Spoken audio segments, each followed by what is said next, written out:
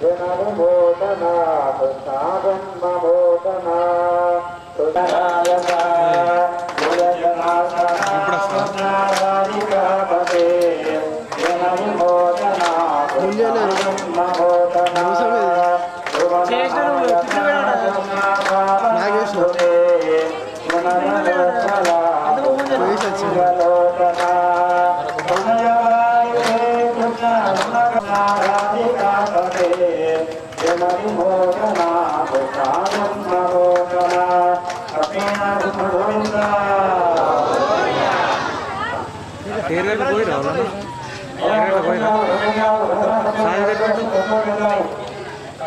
సాజీ వినండి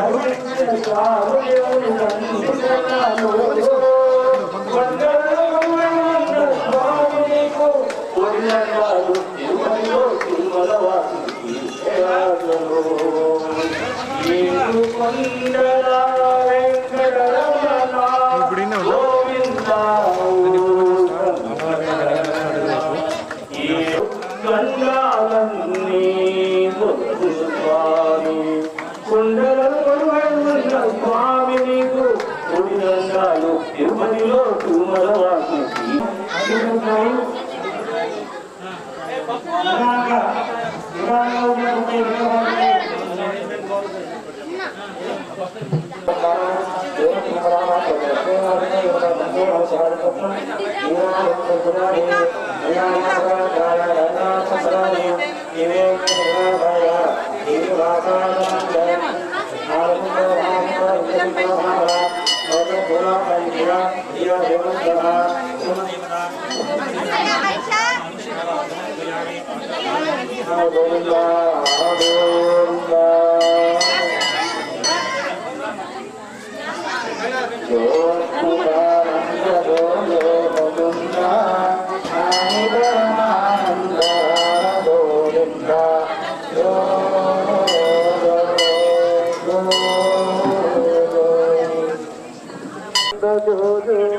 ప్రతి సంవత్సరం శ్రీ లక్ష్మీ నరసింహస్వామి జయంతి సందర్భంగా గోల్బంగ్లా వద్ద శ్రీ నరసింహస్వామి లక్ష్మీ నరసింహస్వామి టెంపుల్ ఆలయంలో నరసింహస్వామి జయంతి ఉత్సవాలు సర్వసమాజ ఆధ్వర్యంలో ఘనంగా నిర్వహించడం జరుగుతుంది.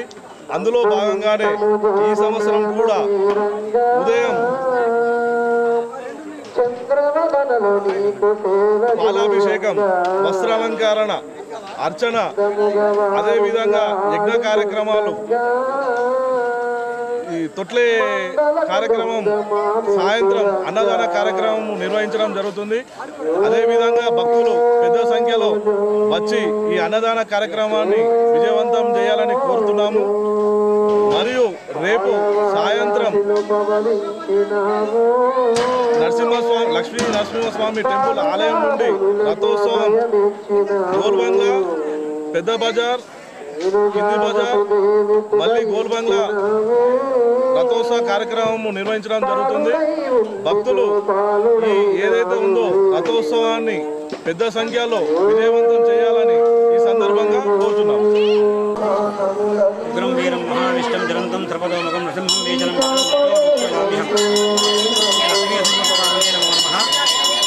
దశావతారాల్లో అతి ముఖ్యమైనటువంటి అవతారం 4వ అవతారం శ్రీ లక్ష్మీ నరసింహ అవతారం. మరి ఆ యొక్క స్వామివారు వైశాఖ శుక్ల చతుర్దశి రోజు స్వాతి నక్షత్రంలో సంధ్యా సమయంలో చక్కగా ఆవిర్భవించారు. ఆ యొక్క రాక్షస మహారాజైనటువంటి హిరణ్యకశిపుణ్ణి సంహరించడం కోసమే ఆ యొక్క లక్ష్మీనరసింహస్వామి యొక్క అవతారాన్ని దాల్చడం జరిగింది. అందులో భాగంగా ఈరోజు గోల్బంగ్లా శ్రీ లక్ష్మీ నరసింహస్వామి దేవస్థానంలో స్వామివారి యొక్క జయంతి ఉత్సవాన్ని పురస్కరించుకొని సర్వసమాజ్ వారి యొక్క ఆధ్వర్యంలో స్వామివారికి విశేషంగా ఉదయం చక్కగా సుమారు ఒక 11 లీటర్లటువంటి పాలతోని పంచామృతంతో అభిషేకాన్ని గావించాము. తర్వాత అర్చన, తర్వాత స్వామివారికి సంతని గణేష్ గారు నూతనంగా పుష్పమూర్తులకు వెండి కిరీటాలు సమర్పణ చేశారు.